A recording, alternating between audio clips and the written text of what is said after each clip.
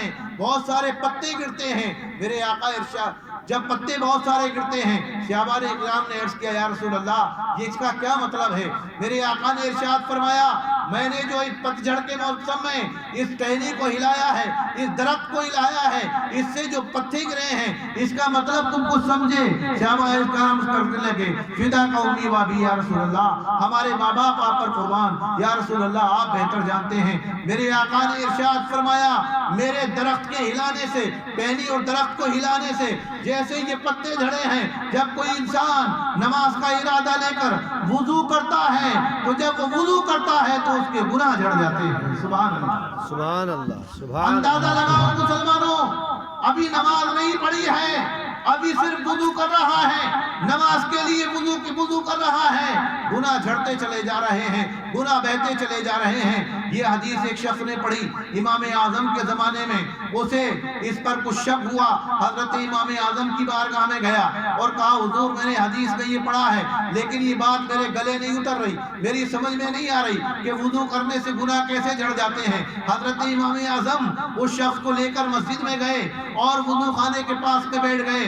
آپ نے اس کی نظروں پر اپنی نظر رحمت ڈالی، نظر ولایت ڈالی، نظر کمال ڈالی، نظر ارتفاع ڈالی، نظر با کمال ڈالی۔ جب ڈالی تو اللہ تبارک و تعالیٰ نے حضرت امام اعظم کی روشن نظروں کے صدقے میں اس کی نظروں کو بھی روشن کر دیا۔ اب ایک شخص آیا، اس نے وضو کیا تو اس کا پانی جو ہے وہ میلا کچیلا معلوم ہوا، میلا کچیلا معلوم ہوا، وہ دیکھتا رہا۔ پھر دوسرا شخص آیا، دوسرے شخص نے وضو کیا تو اس کے وضو کا پانی مٹیالہ معلوم ہوا۔ تیسرا شخص آیا، جب اس نے وضو کیا تو اس کے وضو کا پانی صاف و شفاف اور بالکل صاف ستھرا نظر آیا۔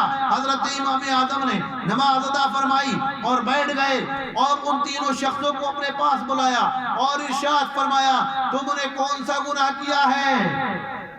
سمجھ گیا کہ یہ امام اعظم ہے، یہ ایسے ویسے امام نہیں ہیں، یہ امام اعظم ہے، سب سے بڑے امام ہیں، ان سے کوئی بات چھپائی نہیں جا سکتی۔ عرض کرنے لگا حضور مجھ سے زنا سرزد ہو گیا تھا، میں زنا جیسے برے فعل اور گناہ میں ملوث ہو کر آیا تھا۔ حضرت امام اعظم نے فرمایا اس کا گناہ سب سے بڑا تھا، اس لیے جب یہ وضو کر رہا تھا تو اس کے وضو کا پانی میلا کچیلا تھا۔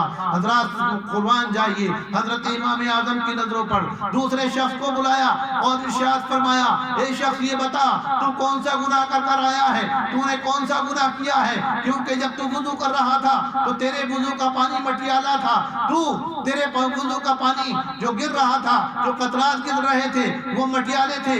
تو وہ عرض کرنے اس نے سوچا کہ یہ امام اعظم ہیں، ان سے کوئی بات نہیں چھپائی جا سکتی، اگر چھپاؤں گا تب بھی ان کے اوپر ظاہر ہے۔ کہنے لگا حضور میں جھوٹ بول کر آیا تھا، میری عادت جھوٹ بولنے کی ہے، میں جھوٹ بول کر آیا تھا۔ حضرت امام اعظم نے فرمایا اس کا گناہ زیادہ بڑا تھا، اس لیے اس کے وضو کا پانی میلا کچالا تھا، اس کا گناہ اس سے تھوڑا کم تھا، اس کا گناہ اس سے تھوڑا کمزور تھا، اس لیے اس کے وضو کا پانی مٹیالہ تھا۔ اب تیسرے شخص کو بلایا اور پوچھا اے شخص جب تو نے وضو کیا تھا تیرے وضو کا پانی بالکل صاف و شفاف تھا، روشن اور تابناک تھا، یہ بتا کہ تو کون سی نیکی کر کر آیا ہے؟ سبحان اللہ۔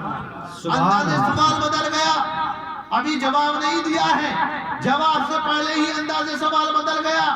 امام اعظم نے جان لیا کہ یہ کوئی گناہ کر کر نہیں آیا ہے، یہ نیک کام کر کر آیا ہے، یہ کوئی اچھائی کر کے آیا ہے، اس لیے اس کے وضو کا پانی صاف و شفاف تھا۔ مسلمانوں سے جب پوچھا گیا ذرا یہ بتا کہ تو کون سا نیک کام کر کر آیا ہے کہ تیرے وضو کا پانی اتنا صاف و شفاف ہے، تو اس نے کہا میں نے کوئی نیکی تو نہیں کی، کوئی اچھا کام تو نہیں کیا، کوئی نیکی کا کام تو نہیں کیا، لیکن میں صرف یہ کرتا ہوں کہ ایک نماز ادا کر لیتا ہوں تو دوسری نماز کے انتظار میں رہتا ہوں۔